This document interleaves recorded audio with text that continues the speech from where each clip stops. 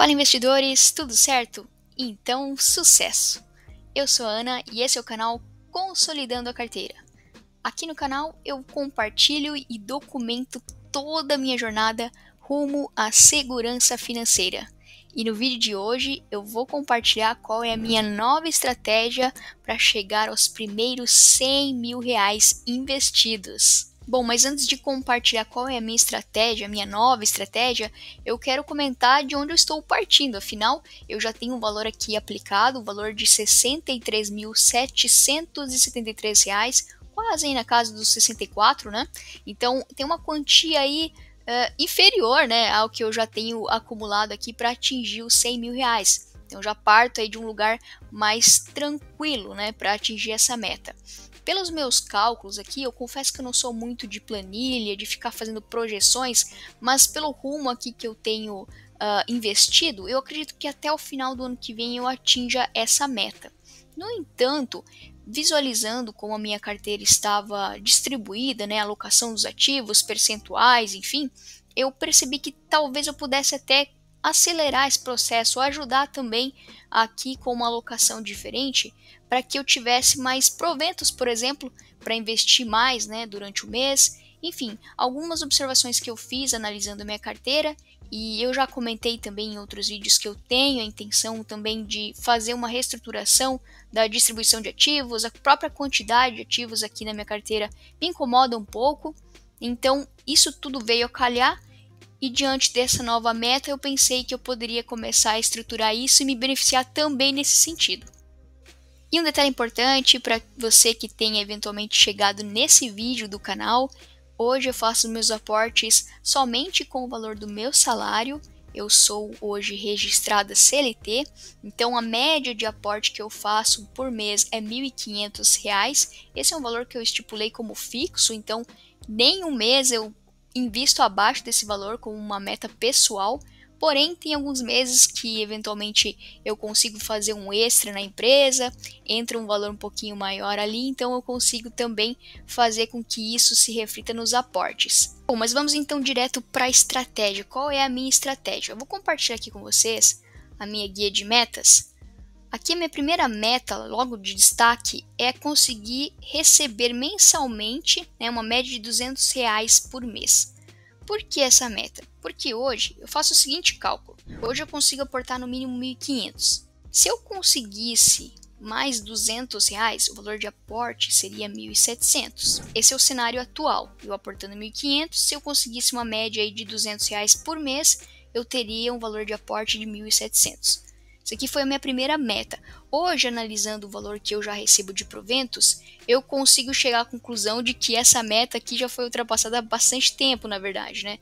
A minha média aí, ela tem superado esses R$200 aqui por mês. No entanto, isso aqui também prevendo os valores recebidos das ações. De fundos imobiliários, eu não tenho esse valor ali mensal regradinho de R$200. Então, esse foi um ponto que me chamou a atenção.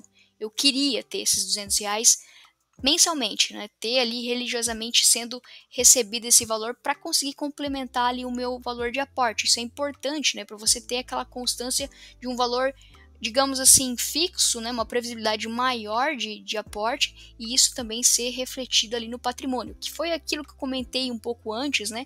A importância de você ter um valor fixo ali de aporte para que sua evolução seja constante, você psicologicamente siga motivado a investir, enfim. Então, essa é a primeira meta, chegar ao valor recebido de R$200 por mês. Para ver que o consolidador aqui do Investidor 10 ele está pensando, né? Então ele está processando os dados, deve ter alguma situação ocorrendo aqui, mas basicamente os valores eles estão corretos, tá, pessoal? Então hoje a minha carteira está dividida dessa forma, né? Então eu estou com 38% em fundos imobiliários, 27% em ações, 14% em renda fixa, no caso o RDB lá da Nubank, 11% em tesouro direto, quase 9% aqui em ETFs, e também temos uma exposição aqui em criptomoedas. Esse é um ativo que eu incluí recentemente que já faz parte aí dessa reestruturação da carteira. Agora, descendo aqui um pouquinho mais abaixo na tela do Investidor 10, a gente consegue observar que eu tenho umas metas aqui cadastradas que no caso se refere à distribuição que eu quero realmente para minha carteira, como eu quero que ela seja distribuída aí ao longo dos anos, né? Isso aqui é uma meta futura, que eu consiga então fazer essa distribuição aqui em percentuais e consiga seguir essas metas cadastradas aqui no Investidor 10. Eventualmente pode ter algum ajuste no meio do caminho, mas de forma geral seria mais ou menos essa distribuição. Porém, um detalhe que chama a atenção aqui é que, por exemplo, os fundos imobiliários eles estão 10% acima, né, da minha meta. Isso aqui é proposital, tá, pessoal? Justamente por aquele detalhe que eu comentei, da previsibilidade. Eu quero, então, ter R$ 200 de proventos advindos de fundos imobiliários. Os fundos imobiliários, eles não são obrigados, mas eles convencionalmente pagam mensalmente. Então, eu quero utilizar essa classe de ativo para me prover previsibilidade. Eu quero, então, ter ali um provento previsível, né? Então, para justamente ter esse cálculo que eu comentei com vocês, 1.700 ali no mínimo de aporte mensal contando com os proventos, né? Isso com base naquele teto que eu estipulei de 1.500, né? Que ele não é necessariamente o valor de aporte mensal, mas só para ter essa dinâmica de, poxa, eu no mínimo vou investir 1.700 por mês. A ideia é fazer um aporte de R$ 2.000, né? Essa é a minha meta aí futura, mas por hora é mais ou menos esse o valor que eu consigo aportar e por que não também já direcionar aqui por meio dos investimentos para me ajudar também a atingir esses valores, né? Então eu vou começar aqui com essa previsibilidade de R$ 200 por mês para chegar nesse valor de 1.700. E para isso eu tenho usado então os fundos imobiliários, né? É mais fácil ter essa previsibilidade com os fundos imobiliários. Com as ações até dá para fazer isso, mas daí você tem que investir visando um calendário de pagamentos, né?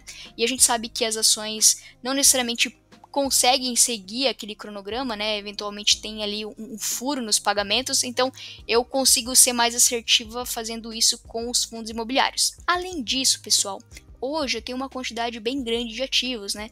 Para acompanhar todos os ativos fica um pouco complicado, né? Principalmente para nós que temos outras atividades, né? Nosso foco não é necessariamente só estudar a parte de investimentos, né?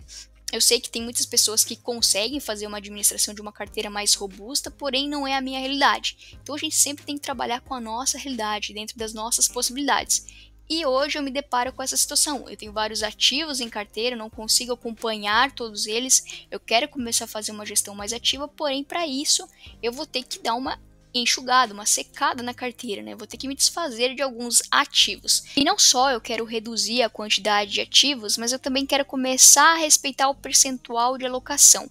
Vocês conseguem observar que eu tenho as metas cadastradas aqui por classe de ativos e nos próprios ativos, com base aqui no que eu indico que eu quero manter em carteira, ou seja, pela nota que eu dou, a coluna da nota não está aqui visível, porém eu determinei quais ativos que eu quero permanecer em carteira. Dessa forma, os que sobram, o investidor 10 faz esse cálculo ali com base na meta estipulada, qual é o percentual por ativo para você atingir um equilíbrio da carteira. Então, por exemplo, o GARI 11 hoje eu tenho 2,12% aportado, né? E para atingir um equilíbrio, para ter ali um percentual de acordo com a meta pela classe de ativo, eu teria que ter 3,11. Então, isso aqui facilita o meu aporte, né? Eu olhar aqui o percentual, ter em vista quanto que eu preciso investir para deixar a carteira balanceada, facilita a minha decisão. Isso otimiza tempo, né? E eu consigo também fazer um equilíbrio maior aqui, dar um equilíbrio maior para minha carteira que hoje está bem desequilibrada, né? Então, se a gente observar, por exemplo, o KNR11, ele está ocupando 5,7% da minha carteira.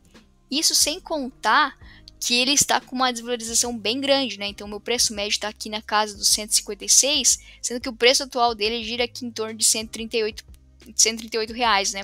Então, esse saldo aqui, ele inclusive é maior, né? Quando o ativo começar a se recuperar, ele vai ocupar um percentual muito maior na minha carteira, né? Então, são esses detalhes que eu estou começando a dar mais atenção, dar mais importância, justamente porque eu quero uma carteira mais equilibrada, mais distribuída, né, com percentuais mais equivalentes, certo? Isso tudo aqui, na minha concepção, previne muito a carteira de momentos de instabilidade, até mesmo do próprio ativo, né? Então, se por exemplo o MXRF11 acontecer algum problema com o MXRF11, só 2,27% da minha carteira vão estar comprometidos, né? Então, é uma estratégia também de segurança. Então eu já defini aqui os ativos que eu vou querer permanecer em carteira, é uma quantidade menor de ativos, eu vou me desfazendo desses outros ativos aqui ao longo do período, né? Eu já me desfiz do Vigir 11, eu quero me desfazer também desses outros ativos. Tem alguns aqui que eu deixei marcado para não investir, por exemplo, o CPTS 11. No entanto, é um ativo que eu estou ainda analisando. Ele está, na verdade, em quarentena, né? O Vigia 11 também é outro ativo que eu ainda estou pensando, porque apesar de tudo, o retorno dele tem sido muito interessante, né? Aqui na rentabilidade, por exemplo, a gente consegue observar que ele já me rentabilizou 13%, e isso sem falar que o meu preço médio está acima, né, do valor do preço atual. Então ele tem entregado ali um rendimento bem interessante, e é uma quantidade bem pequena que eu tenho investida nele, né? Então eu ainda estou ponderando se eu vou me desfazer dele. No entanto, eu vou realmente fazer essa estratégia de decidir quais são os ativos que eu quero que permaneçam na minha carteira, e os demais eu vou fazendo essa estratégia aí de ir me desfazendo. Porque, afinal de contas, pessoal, eu elaborei essa carteira, né? Todos os ativos aqui que eu adquiri são ativos que, na minha concepção, são de qualidade. Uns têm mais potencial de valorização, eles não são tão com viés de proventos, né, de rentabilizar com relação aos próprios dividendos, é mais para valorização, porém todos eles têm a sua qualidade, né? No entanto, diante desse cenário que eu já expus aqui, eu preciso fazer essa ação para realmente conseguir ter uma gestão mais ativa, ficar mais tranquila aqui com a administração dos meus ativos, né? Eu acho que não faz muito sentido você só colocar o ativo em carteira e só aguardar ali no mês o pinga-pinga, né? Eu acho que é mais interessante você acompanhar de fato o que está ocorrendo, para você também saber o que de fato está se passando com ele.